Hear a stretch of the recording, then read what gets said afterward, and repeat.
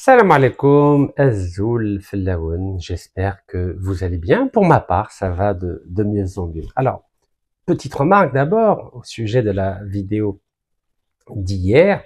J'ai pu remarquer que lorsqu'on aborde des thèmes culturels, en l'occurrence les deux grandes personnalités algériennes entre les années 40 et les années 60, c'est-à-dire le Cheikh Ibn Badis, donc le grand chef des théologiens algérien, et le grand intellectuel plutôt profane, laïque dirait-on aujourd'hui, Jean El-Mouhoub Amrouche. Donc j'ai pu remarquer qu'il y a très peu de gens qui s'intéressent aux thématiques culturelles. Je peux le regretter.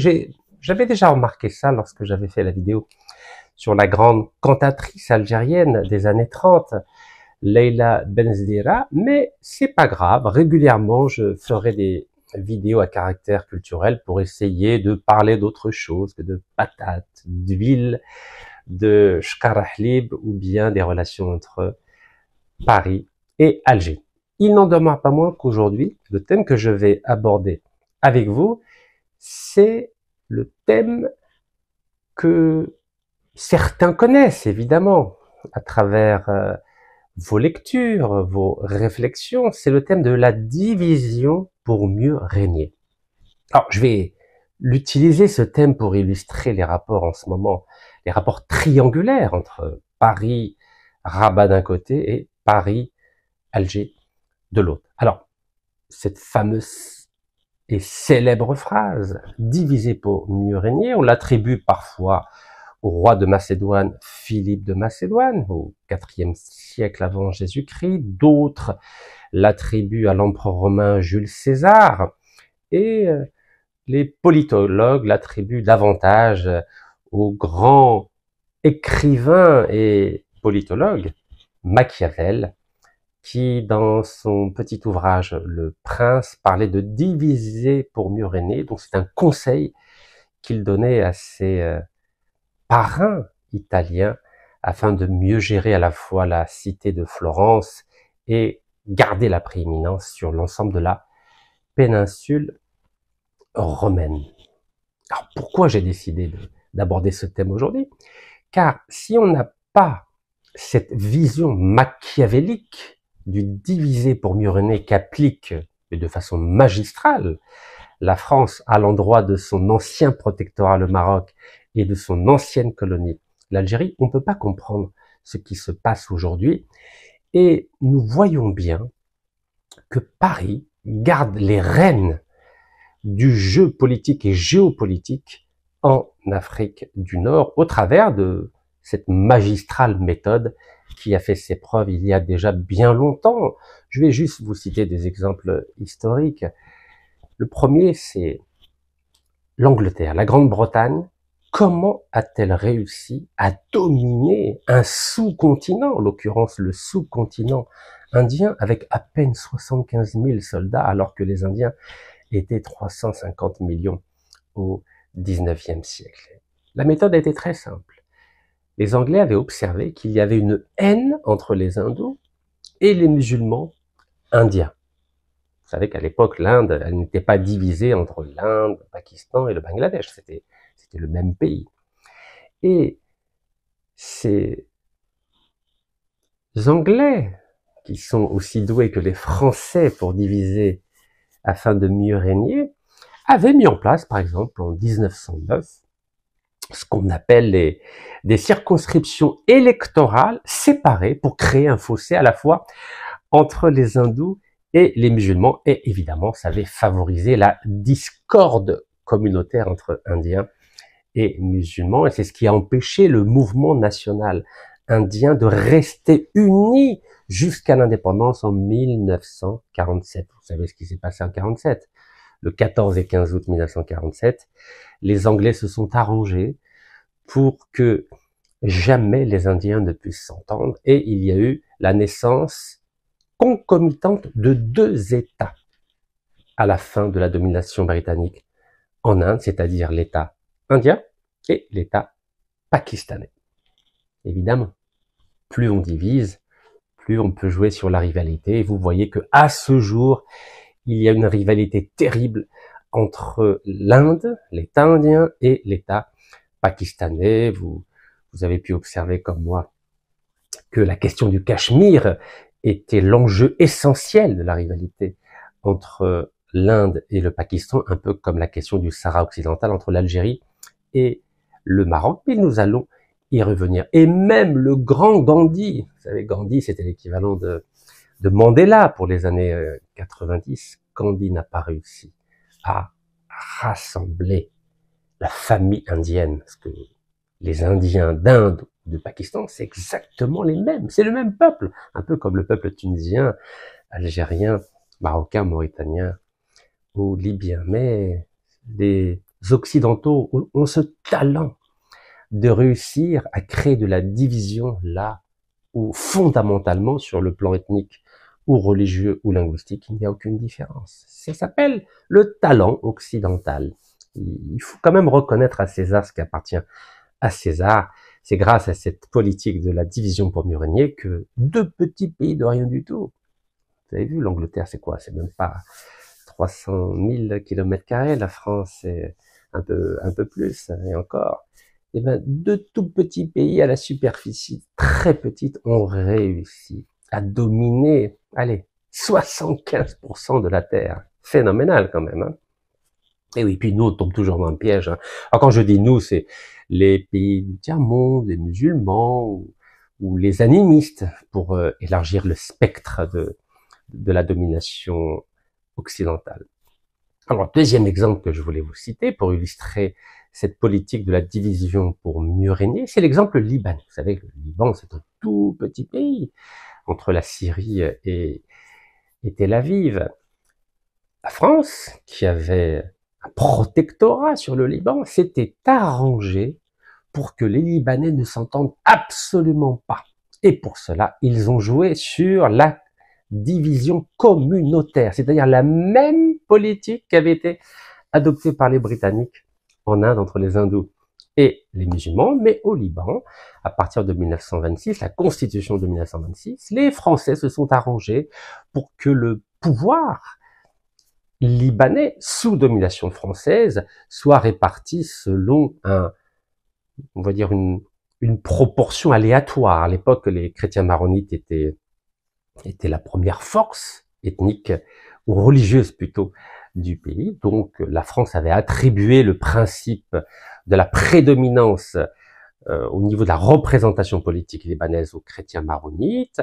Ensuite, la deuxième force c'était les sunnites, la troisième force c'était les chiites. Et lorsqu'il y a eu le pacte national en 1943 qui a préfiguré l'indépendance libanaise, il y a eu, sous toujours pression française, le principe suivant, qui est que le président libanais doit être absolument chrétien maronite, le premier ministre libanais doit être absolument musulman sunnite, et le président du Parlement doit être absolument musulman chiite, car le recensement de 1932 avait édicté la règle suivante, c'est que les chrétiens étant majoritaires, ils doivent occuper le poste de président. Les sunnites, deuxième force communautaire du pays, doivent avoir la présidence du conseil, donc chef du gouvernement, et les chiites, qui étaient la troisième catégorie communautaire du pays, devaient avoir le poste de président du Parlement. Vous savez que entre-temps, c'est-à-dire après près d'un siècle, tout s'est inversé. Les chrétiens qui étaient majoritaires sont devenus minoritaires, les musulmans sunnites sont restés deuxième force communautaire du pays, mais les chiites, qui étaient troisième en 1943, sont devenus la première force communautaire du pays. Et nous avons vu la prédominance, par exemple, du Hezbollah, qui représente les chiites du Liban. Mais sachez, au travers de cet exemple-là, que c'est la France qui a divisé ce tout petit pays en plusieurs communautés, de façon à ce qu'ils ne s'entendent jamais. Et c'est la raison pour laquelle, entre 75 et 1989, c'est-à-dire au moment des accords de Taïf en Arabie Saoudite, il y a eu une effroyable guerre civile au Liban, avec des centaines de milliers de morts et surtout des millions de Libanais qui ont quitté le Liban pour l'Afrique, pour l'Amérique du Sud, pour l'Europe ou pour l'Amérique du Nord. Donc maintenant que j'ai introduit ce principe de la division pour mieux régner, je vais pouvoir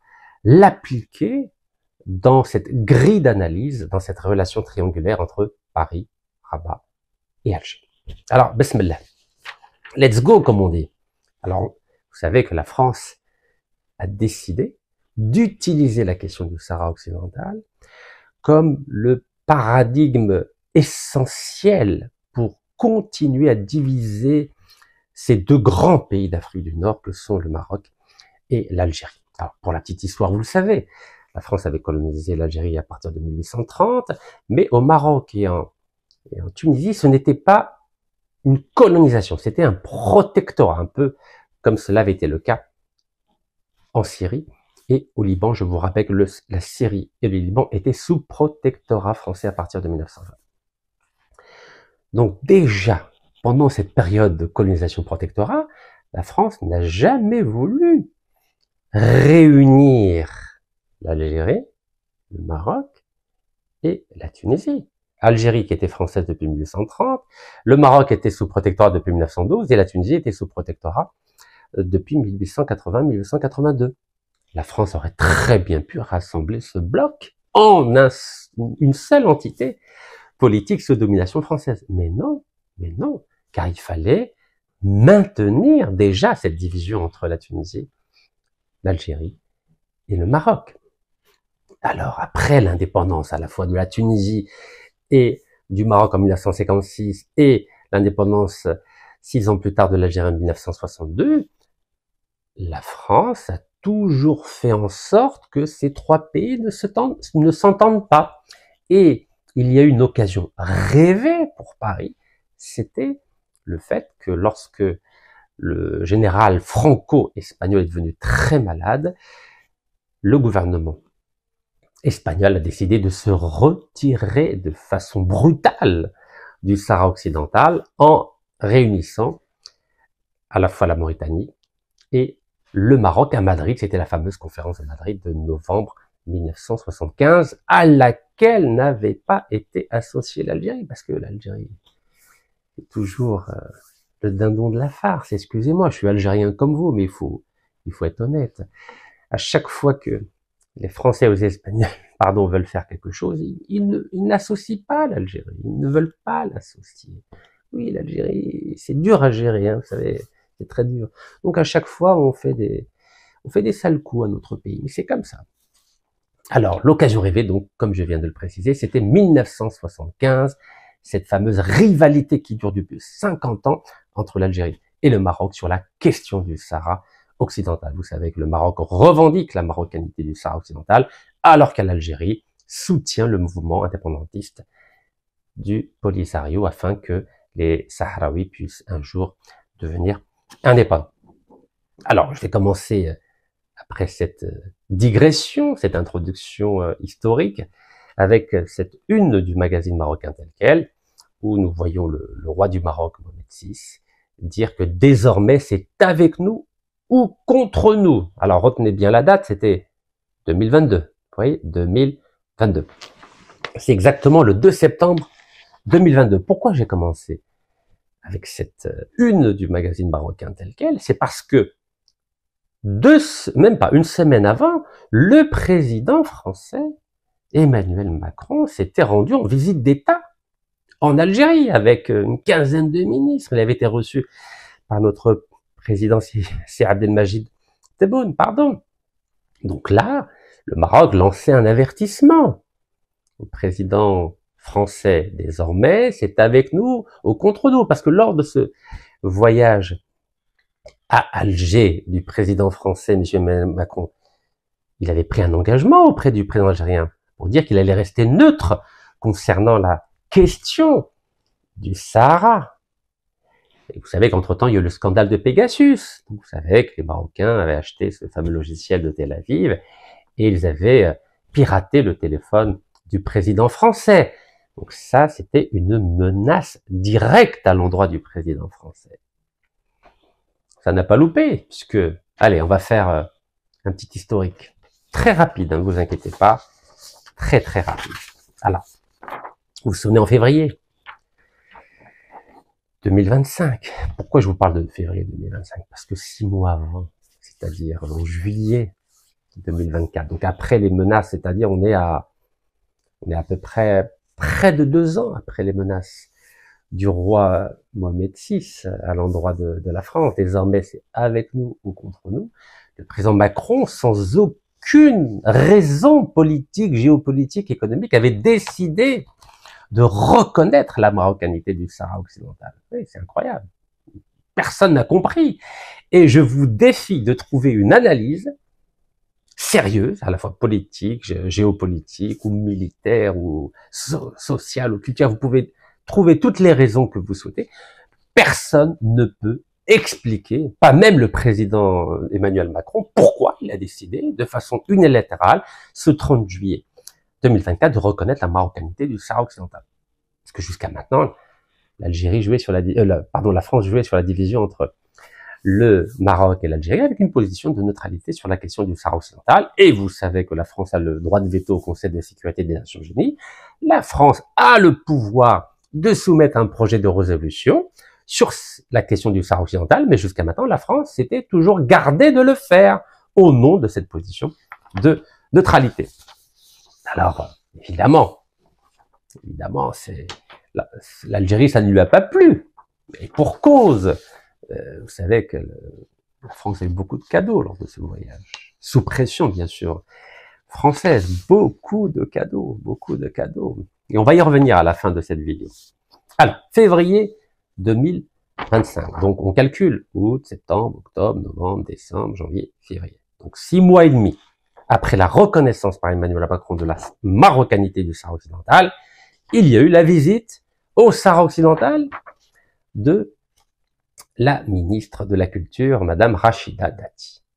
Voilà. Donc, c'est quand même étonnant, hein, un président français qui parle de partenariat, de fraternité entre la France et l'Algérie, décide d'envoyer une de ses ministres emblématiques, surtout qu'elle est algéro-marocaine, au Sahara occidental. Donc c'est une véritable provocation. Pourquoi je vous parle de provocation? Parce que vous savez que 3 mois avant, il y a eu l'affaire de l'auteur algéro-français qui a été arrêté et placé dans la section pénitentiaire de l'hôpital Moustapha Bacha d'Alger, donc à partir du 16 novembre, et ça crée un scandale auquel je vais revenir entre Paris et Alger. Donc alors, février, donc 3 mois après ce scandale, Monsieur Emmanuel Macron envoie sa mise à culture au Sahara occidental. Je continue. Quelques jours plus tard, le 26 février, Monsieur Emmanuel Macron envoie son président du Sénat, Monsieur Gérard Larcher, au Sahara occidental. Vous savez que Monsieur Gérard Larcher a créé un scandale en s'offrant un siège au Sénat qui a coûté aux contribuables français 40 000 euros, oui, 40 000 euros. Oui, parce que vous savez, quand on est président du Sénat, on se prend pour le roi de France. Donc, il s'est payé un siège de 40 000 euros. Peut-être qu'il cherche des subventions dans d'autres pays, je ne sais pas. Donc, je continue. Là, il y a quelques jours, vous avez vu ce qui s'est passé. Monsieur Bruno Retailleau s'est rendu au Maroc. Monsieur Bruno Retailleau qui a décidé d'engager un rapport de force avec l'Algérie, avec sa théorie inspirée par l'ancien ambassadeur Xavier Driancourt de la riposte graduée, à croire que la France est en guerre avec l'Algérie. Voilà, on continue. Et là, aujourd'hui, Sahara occidental, la France va ouvrir une antenne privée gérant les services consulaires au Sahara occidental à Lyoun.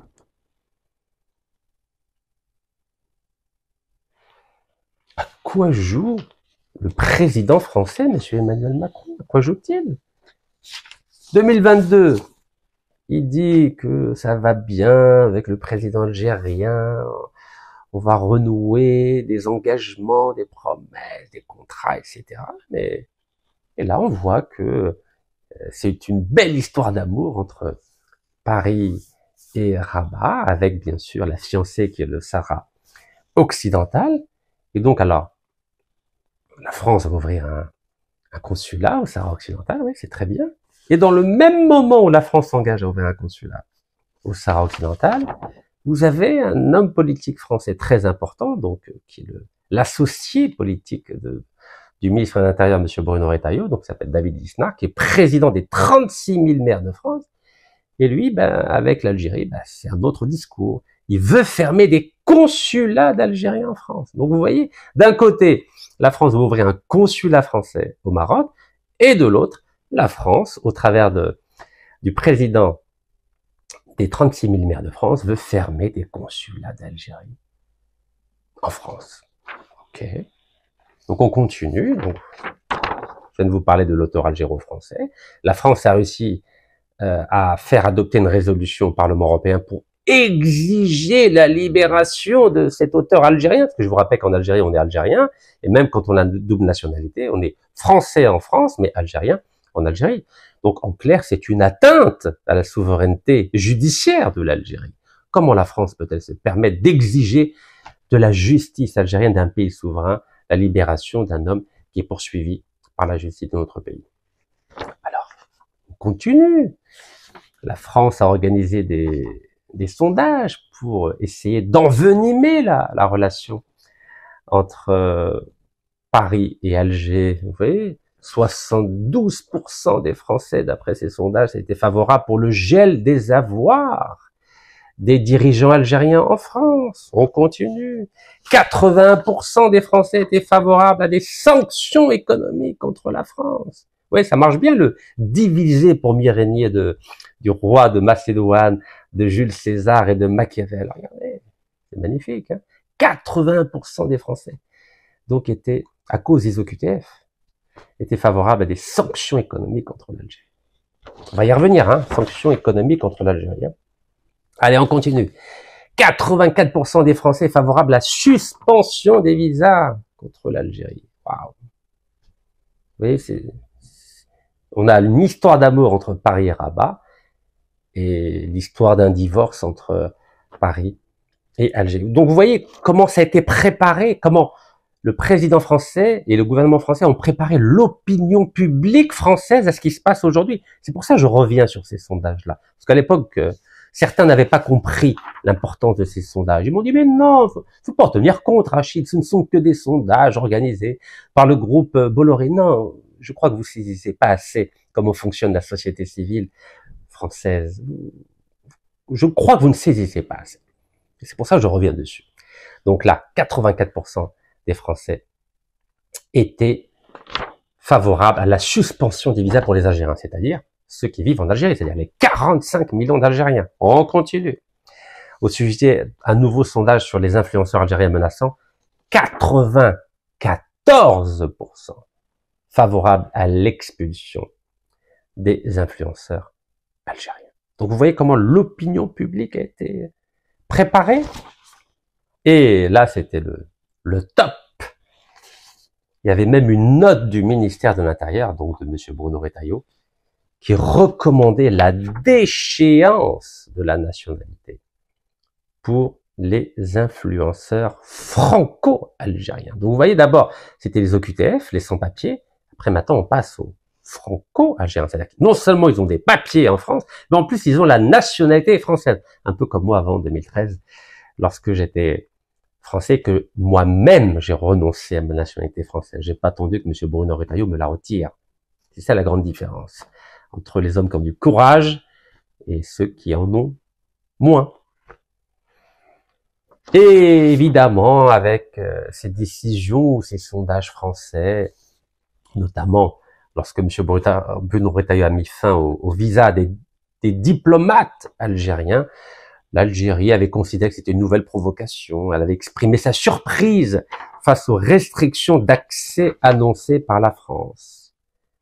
Que nos diplomates algériens qui gèrent le dossier français n'ont pas compris le rouleau compresseur qu'avait décidé de mettre en place le gouvernement français. Ils pensaient que c'était juste des effets d'annonce. Non, la France ne plaisante pas avec l'Algérie. La France qui a fait massacrer 5 millions d'Algériens, non, elle ne plaisante pas avec l'Algérie. Mais il y a encore des naïfs dans notre beau pays.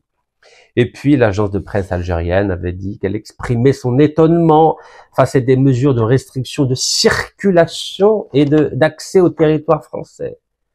Voilà, c'était le ministère des Affaires étrangères qui, au travers de l'agence de presse service algérien, s'était montré étonné, avait exprimé son étonnement. Quelle naïveté quand même, hein. Et puis, dans la foulée, évidemment, dans ce brouhaha de déclarations tout azimut, nous avions le rejeton de l'ancien président français qui, ni plus ni moins, disait que moi, si j'étais aux manettes, je brûlerais l'ambassade d'Algérie à Paris. Et vous savez que depuis le 30 juillet 2024, il n'y a plus d'ambassadeur en Algérie, car l'Algérie était fâchée que la France déclare sa flamme au Maroc. Oui, on a laissé la chaise vide et puis on a laissé l'occasion à tous les fous de jeter leur venin, leur haine contre l'Algérie, sans réagir. Il a fallu plus d'1 mois avant que l'Algérie décide de porter plainte contre ce rejeton de l'ancien président français. Pourtant, j'avais dit qu'il fallait mettre en place une stratégie axée sur 4 points. Front médiatique, front politique, front diplomatique, front intellectuel.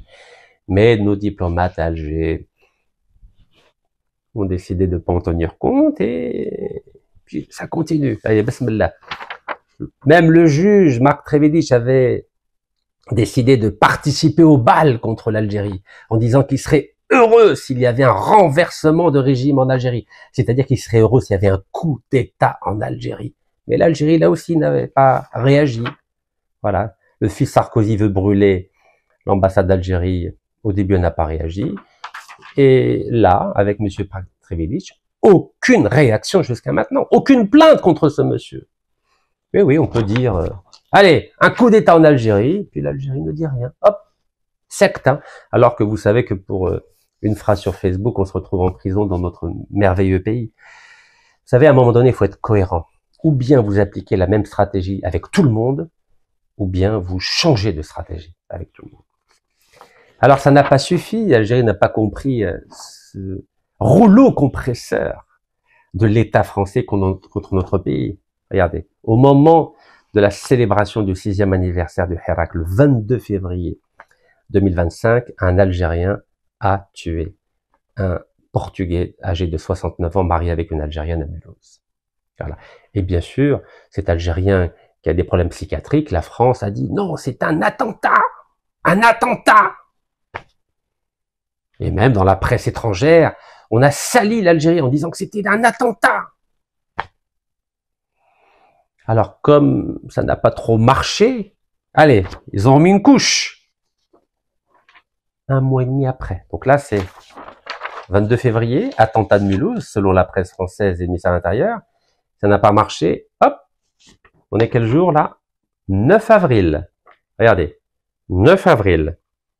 Et là, on accuse pas un homme psychiatriquement atteint d'avoir commis un attentat. Là, on accuse carrément un diplomate algérien d'avoir commandité un assassinat en France. Vous imaginez la gravité?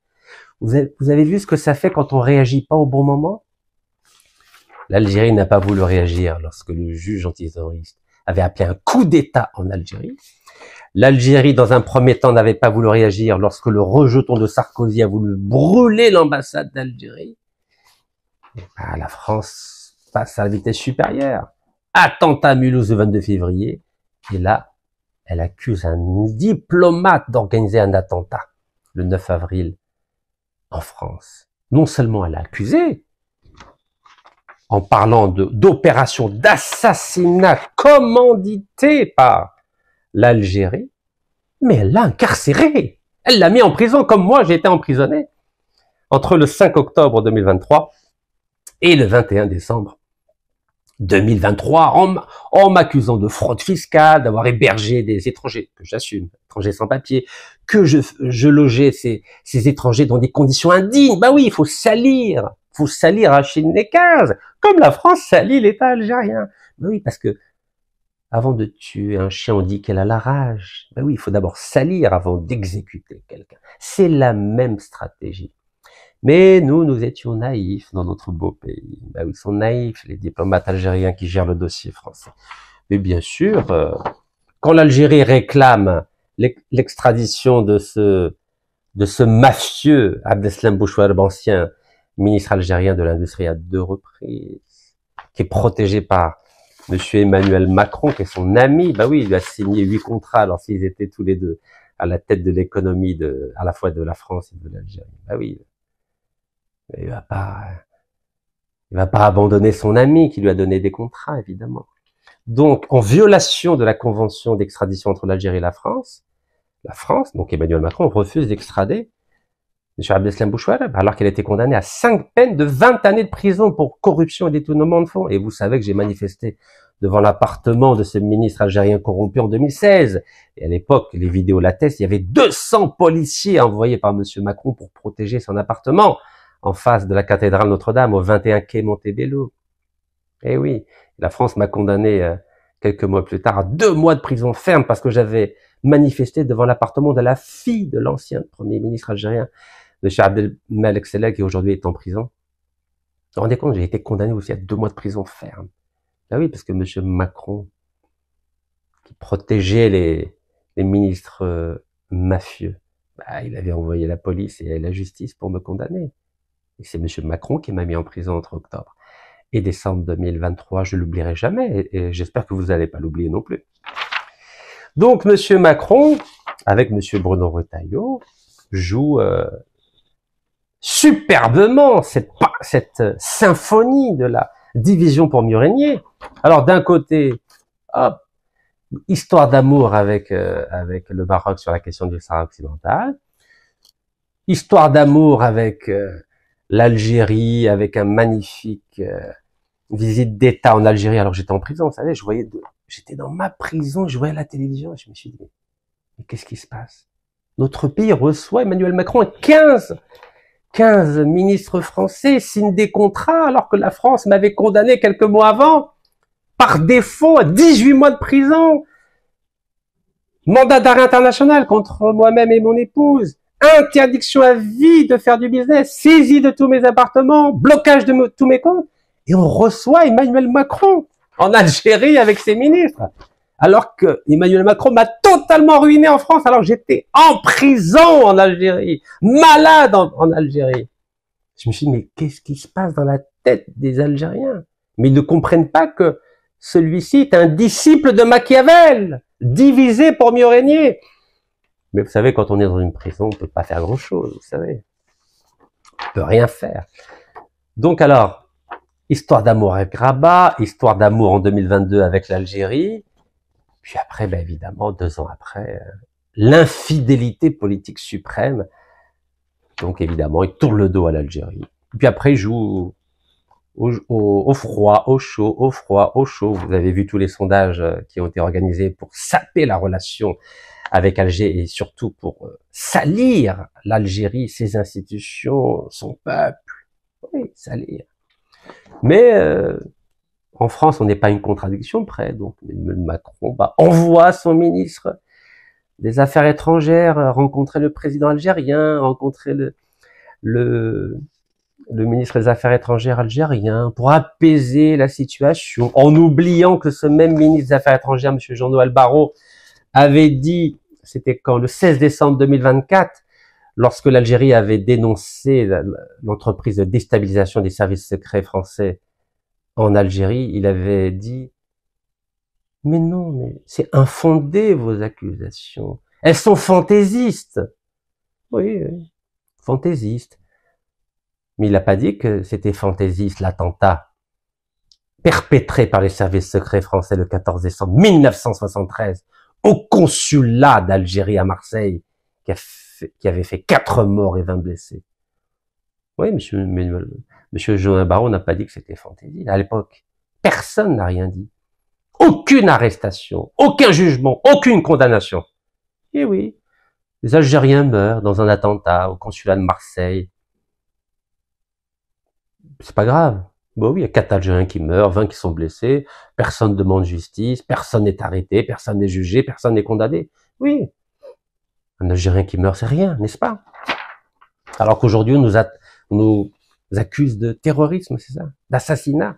Alors que c'est la France de monsieur Jean-Noël Barrot qui a fait assassiner lors d'un attentat au consulat de Marseille, d'Algérie à Marseille, le 14 décembre 1973, 4 Algériens et 20 blessés. Mais oui. Nos diplomates aujourd'hui, pour la mémoire courte, n'est-ce pas? Alors oui, on accuse Monsieur Bruno Retailleau d'être à l'origine de tout cela. Mais non, mais non. Il n'est que ministre de l'Intérieur. Il peut être limogé en 2 minutes. Non. C'est Monsieur Macron qui est à l'origine de tous les problèmes. C'est pas Monsieur Bruno Retailleau. Monsieur Bruno Retailleau profite de la situation. Il n'est pas à l'origine. Donc quand je vois les communiqués de nos diplomates à Alger ou de la presse algérienne qui mettent tout sur le dos de Bruno Retailleau, mais c'est pas Bruno Retailleau qui a reconnu la marocanité du Sahara occidental le 30 juillet 2024. Non, c'est Emmanuel Macron. C'est Monsieur Emmanuel Macron qui a reconnu la marocanité du Sahara occidental le 30 juillet 2024, pardon. C'est pas lui le responsable. Lui, il fait de la politique. Oui, il profite de la crise, il profite de la situation pour essayer d'être président du Parti Les Républicains et d'être candidat pour être président en 2027. C'est normal. N'importe quel homme politique dans le monde ferait la même chose que Bruno Retailleau parce que il est outsider. C'est un challenger. Mais le big boss, c'est Emmanuel Macron. Je suis pas là pour défendre M. Bruno Retailleau. Bruno Retailleau, il me donne tous les 3 mois un récépissé de carte de séjour parce qu'il n'a pas envie que je continue la procédure contre Total, l'ancien président, l'actuel vice-président de Total, M. Denis Favier, qui est mis en examen grâce à moi, auprès du doyen des juges d'instruction, M. Cyril Pacaud. Il veut pas que la France me redonne mes 100 millions d'euros. Donc c'est pour ça qu'il me donne un petit récépissé. Donc les Algériens qui n'ont pas compris pourquoi je demande une carte de séjour en France, parce que pour continuer à défendre mes droits et récupérer mon argent, j'ai besoin d'avoir une situation légale, administrative et légale en France. Pas un sans-papier. Un sans-papier, ils vont dire, bon, allez, dégagez, dégagez, dégagez, oust, oust. Non, j'ai besoin d'avoir un statut administratif légal pour obtenir justice, si tant est qu'il y ait une justice quand il s'agit d'une affaire politique. Alors, l'Algérie, qu'est-ce qu'elle a décidé de faire? Ah, l'Algérie, magnifique l'Algérie. Moi, j'aime beaucoup l'Algérie, comme vous. Mais l'Algérie de 2025 n'est pas l'Algérie de 1980, lorsque nous libérons les otages, les diplomates américains. À l'époque, on libérait des diplomates américains, car nous avions les faveurs, la confiance de la première puissance mondiale. Aujourd'hui, on expulse des diplomates, et on se fait expulser nos diplomates, et en plus, nos diplomates sont accusés d'organiser des attentats. Vous vous rendez compte comment on est tombé bien bas? Alors, l'Algérie, qu'est-ce qu'elle fait pour réagir à cette politique du diviser pour mieux régner, pratiquée superbement bien par Emmanuel Macron à l'endroit du Maroc et de l'Algérie? Donc alors, dans la presse, RFI, aujourd'hui, donc voilà, c'était hier, pardon, 16 avril 2025, Algérie-France, la brouille diplomatique s'étend aux relations économiques. Voilà. En gros, on dit que l'Algérie est en train d'appliquer des sanctions économiques contre des entreprises françaises. Alors on va lire, hein, c'est rapide, hein, vous inquiétez pas. Le PDG du groupe français CMA-CGM devait se rendre à Alger le 16 avril, donc la journée du savoir en Algérie, pour annoncer des investissements dans les infrastructures portuaires algériennes, en particulier à Oran. Donc vous savez que CMA-CGM, c'est des gros bateaux dans le monde entier qui transportent des marchandises et des passagers aussi. Et donc, le président de ce groupe, qui est un Libanais, Rodolphe Saadé, un proche du président Emmanuel Macron, a dû renoncer à cette visite après la décision d'Alger annoncée dimanche d'expulser 12 agents consulaires français suite à l'arrestation d'un des siens sur le sol français. Et en plus, il y a eu le patronat algérien qui a annulé une visite aussi qui était programmée le 7 mai, donc dans 3 semaines, à Paris, pour rencontrer les entreprises françaises.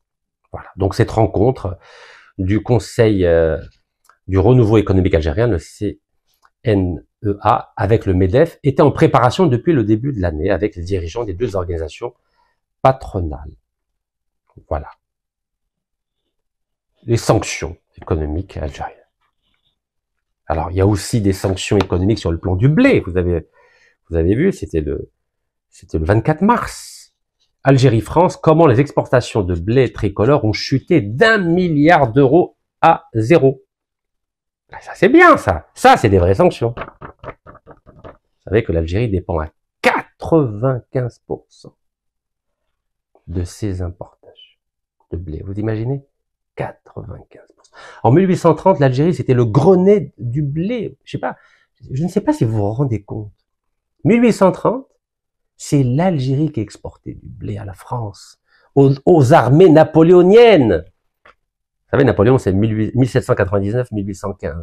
C'est l'Algérie qui nourrissait les soldats de Napoléon pour conquérir l'Europe.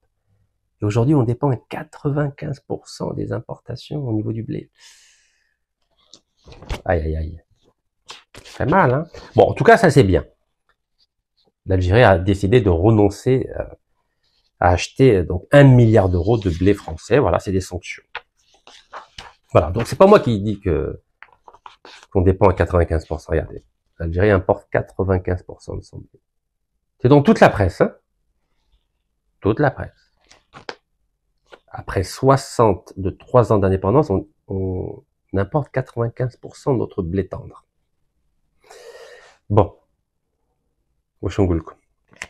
Alors, en 5 ans, les exportations françaises sont tombées à 1,5 million de tonnes en 2024, alors que c'était 5 millions de tonnes de blé français en 2019. On est loin de l'autonomie sur le plan agricole en Algérie. Mais je vous ai dit, moi je parle pas des affaires intérieures, on verra ça plus tard, Inch'Allah. Pour l'instant, on essaie de défendre l'image de l'Algérie à l'étranger. Alors, Al-Watan. Al-Watan, regardez ce que disait Al-Watan le 29 janvier 2024, il y a un an. Avec des prévisions d'achat de plus de 7 millions de tonnes, l'Algérie est le 5e importateur mondial de blé tendre en 2024. C'est la presse algérienne, hein? 5e importateur mondial de blé tendre. Comment ça se fait qu'on n'arrive pas à l'autosuffisance alimentaire en Algérie? Comment ça se fait? On est 45 millions d'Algériens, on a le plus grand pays d'Afrique, on n'est pas capable de produire du blé, alors que les Français, vous savez combien ils produisent de blé? Entre 29 et 35 millions de tonnes de blé. Et 90% c'est du blé tendre. Vous imaginez 35 millions de tonnes. Vous savez combien l'Algérie elle produit? On va doucement, je vais doucement avec les chiffres. Aïe, aïe, aïe, aïe, aïe. Je vais doucement, d'accord? On va très doucement parce que sinon on va se faire mal à la tête. Puis et je vois des commentaires, des gens qui me disent « Ah, Rachid, arrête de nous faire mal à la tête. » Je vais m'arrêter juste aux millions de tonnes qu'on achète. Donc par exemple, l'Algérie a importé 7,88 millions de tonnes en 2023 et prévoit des achats de l'ordre de 8,7 millions de tonnes. Ça fait mal quand même, hein? Alors voilà, on a le chiffre, mais on va doucement, d'accord? On était 2022-2023, 3,6 millions de tonnes. Aïe, aïe, aïe.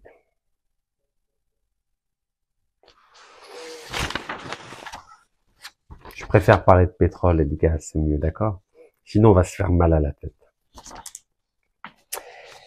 Alors, vous savez que l'Algérie, en Afrique, fait partie des 3 pays africains dont les importations sont les plus importantes. Donc d'abord, il y a... Là, on va aller dans l'ordre. Hein.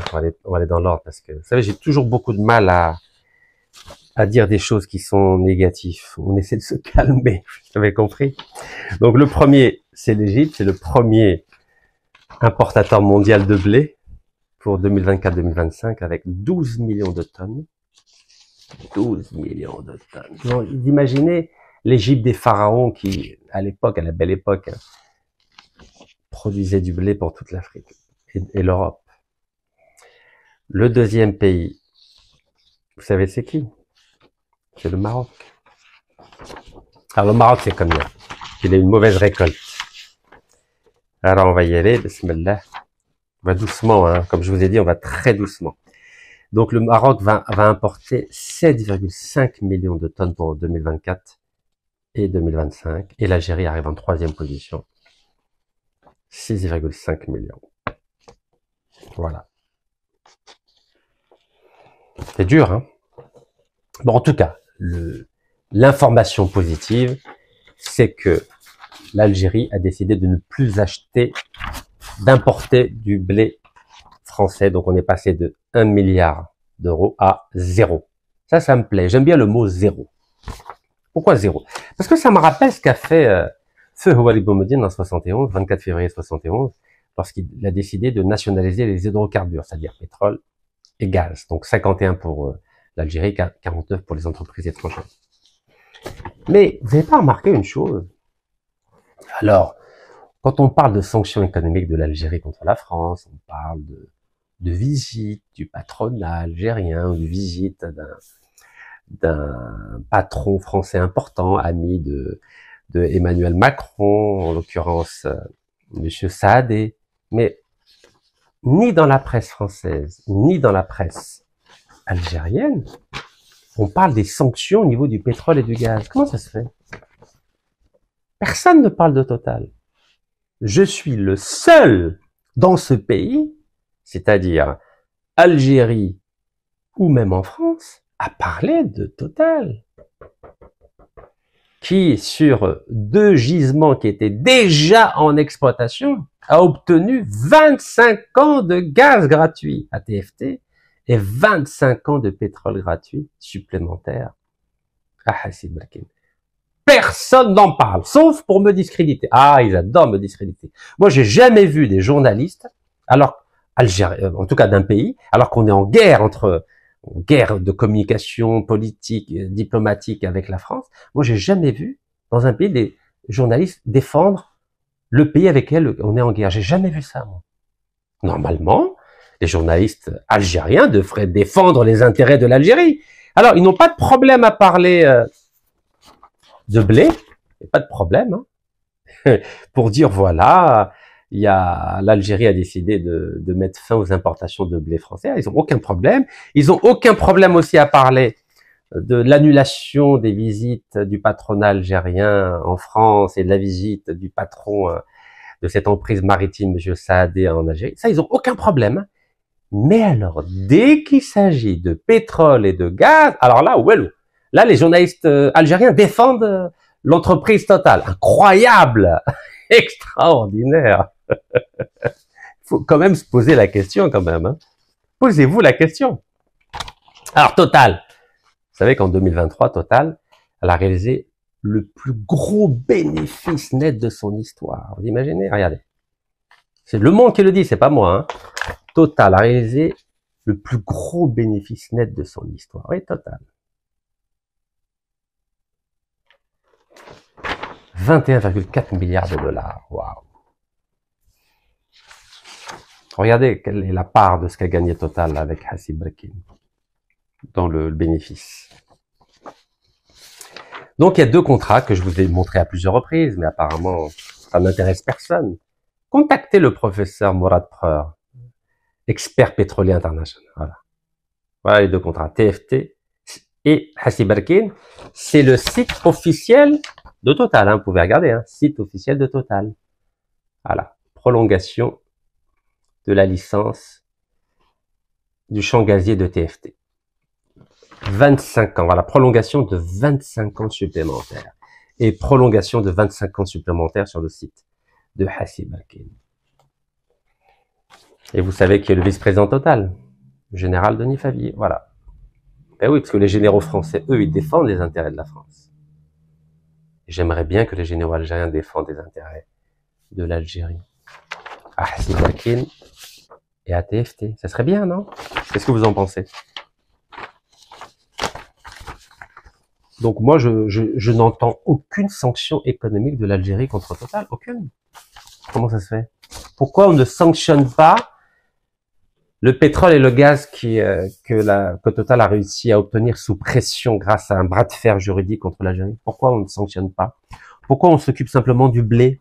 C'est bien le blé. Et le blé, c'est 1 milliard seulement. Regardez le blé. C'est juste 1 milliard. Vous savez, c'est combien Combien l'Algérie va perdre pendant 25 ans, rien que sur Hassi Barkine, à cause du fait que Total a obligé l'Algérie à re-signer pendant 25 ans. Vous savez combien ou pas? Sur 25 ans, c'est 93 milliards de dollars. C'est pas 1 milliard. C'est pas 1 milliard. Rien que sur Hassi Barkine, le manque à gagner pour la Sonatrach sur 25 ans, parce que c'est 400 000 barils le jour, hein, Hassi Barkine, sur la base du prix du baril à 70 dollars, l'Algérie perd sur 25 ans sur le site de Hassi Barkine 93 milliards de dollars. Je vous ferai un beau tableau la prochaine fois avec les détails.